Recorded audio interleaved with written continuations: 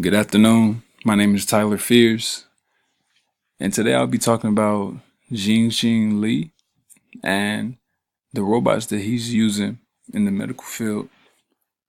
I chose this because it's interesting to see how far that technology has come to the point where, like, engineers are making micro robots that are going to be used to treat infection.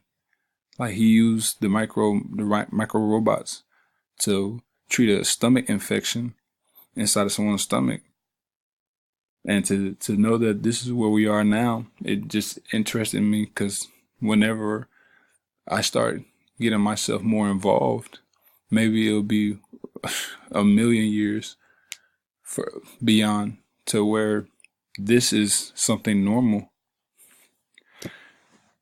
I feel like the benefits are exactly how they say.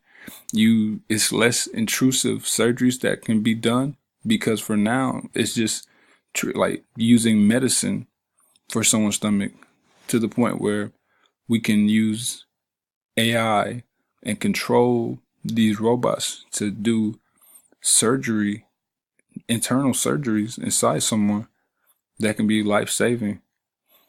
And magnetically powered, you won't have to worry about any crazy type of radiation entering their body.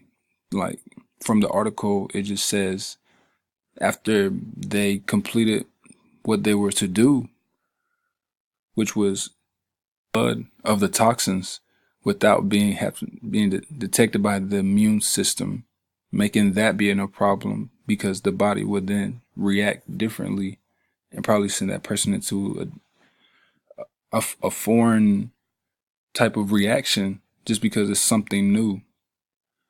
And it's just amazing.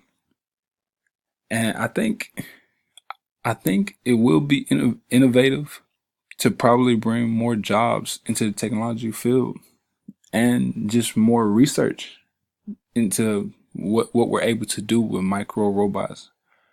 Because if it's just the beginning now for removing toxins, the next phase being surgery, like it could be something as easy as finding early detection of mental disorder for childbirth or anything like that. And I think it'll be great for the medical field, for any field that it could be used in, bringing more jobs into like engineering period. And then next, making the cyborg cells that Mr. Lee is talking about so that they can destroy bacteria and cancer so that we can not have to worry about a lot of these diseases in our future, which may lead to a loss of jobs in the medical field, but a merge also maybe between the medical and technology fields, which would be great.